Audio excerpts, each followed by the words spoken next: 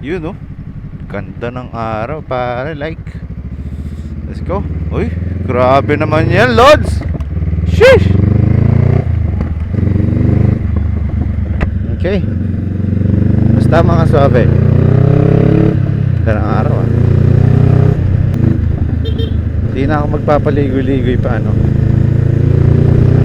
Sa mga nakaraang vlog ko, nag-enjoy talaga ako. At sana nag-enjoy din kayo. Pero alam ko naman nag-enjoy kayo eh.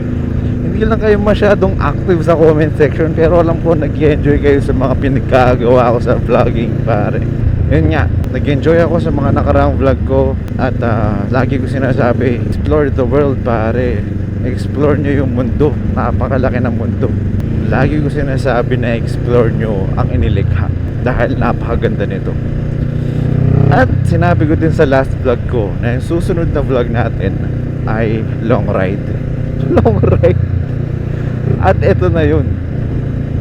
Sasabihin ko na ngayon kung saan tayo pupunta for today's vlog. Ready na ba kayo? Sige, sasabihin ko na. Actually, di naman siya ride eh. Long lang pare. Sige, eto na. 3, 2, 1. Yan, so sobrang lakas natin mag-ride. Napunta tayo ng Malaysia. Taas dito men. Sana nakikita mo talaga yung mundo dito. Yan ang sinasabi kong pag-explore, hindi lang pagmamotor. Since motorcycle vlogger tayo, speaking of motor, no, dami ko nakita magandang big bike dito sa Malaysia. Anyway, since hindi ko naman talaga na vlog to, hindi naman tayo travel vlog, bibigyan ko lang kayo ng pahapi ako kung nangyari dito sa Malaysia trip ko. Explore lang naman ako. I just wanna explore and have a little vacation.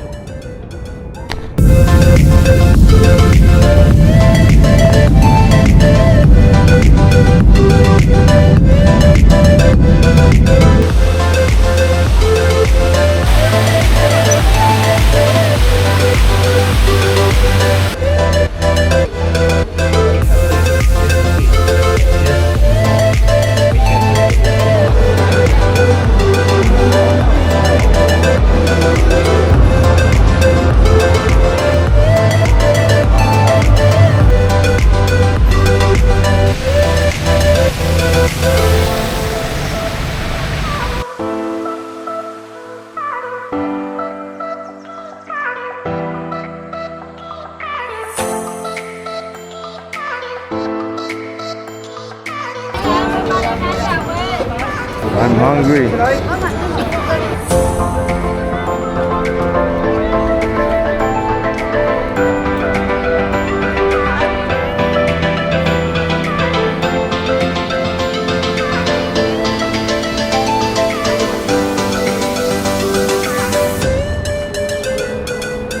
Doon na magtatapos ang video na ito. Gusto ko lang i-share dahil first time ko mag-travel sa ibang bansa. Napakasaya, napakasarap at napakaganda. Sa mga nanonood na hindi pa din nasusubukan mag-travel abroad, subukan nyo one time lang, hindi kayo magsisisi. Sabay nating i-explore ang inilikha at maramdaman ang sarap ng kalayaan.